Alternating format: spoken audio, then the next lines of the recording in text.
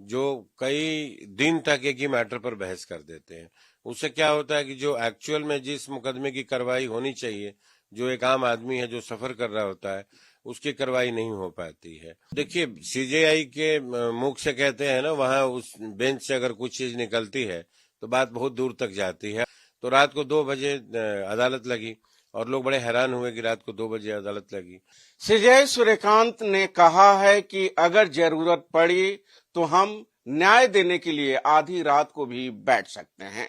साथ ही उन्होंने एक एसओपी जारी किया है और कहा है कि अगली सुनवाई यानी मामले की सुनवाई से पहले वकीलों को यह बताना पड़ेगा कि वह कितना समय लेंगे जिरह करने के लिए। इसके अलावा भी कई उन्होंने बातें कही है। इस पर बातचीत करने के लिए हमारे साथ मौजूद हैं दिल्ली बार काउंसिल के पूर्व अध्यक्ष मुरारी तिवारी। सर, जो सीजेआई ने यह एसओपी जारी किया है, इसका मकसद क्या है?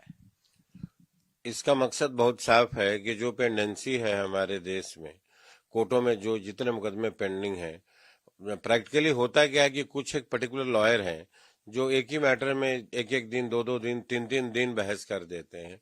उनका जो मेन टारगेट है वो एक नॉर्मल लॉयर, एक कॉमन लॉयर नहीं है, एक कॉमन लिटिगेट नहीं है, लेकिन जो कुछ बड़े गिने चुने जो वकील हैं जो कई दिन तक एक ही मैटर पर बहस कर देते हैं। उससे क्या होता है कि जो एक्चुअल में जिस मुकदमे की कार्रवाई होनी चाहिए, जो एक आम आदमी है जो सफर कर रहा होता है, उसकी कार्रवाई नहीं हो पाती है।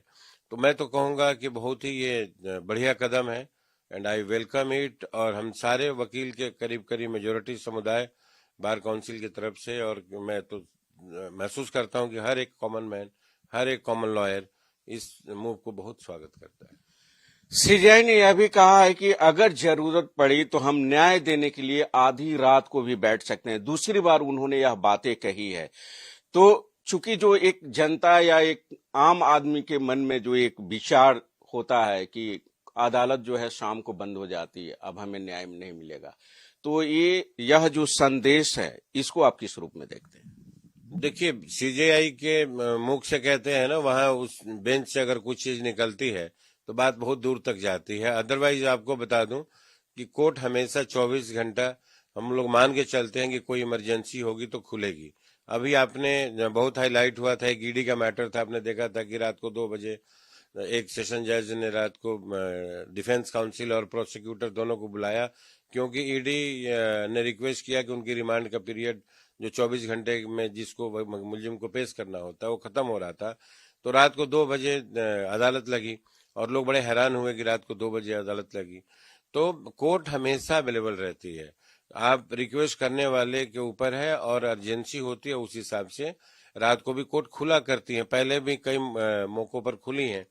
और मुझे लगता है कि सीजेआई ने जो बोल करके इस बात को हाईलाइट किया है, तो एक कॉमन सिटीजन के मन में एक फेथ, एक विश्वास, जुडिशरी की तरफ एक ट्रस्ट पैदा होता है, और मुझे लगता है कि ये बहुत अच्छा मूव है।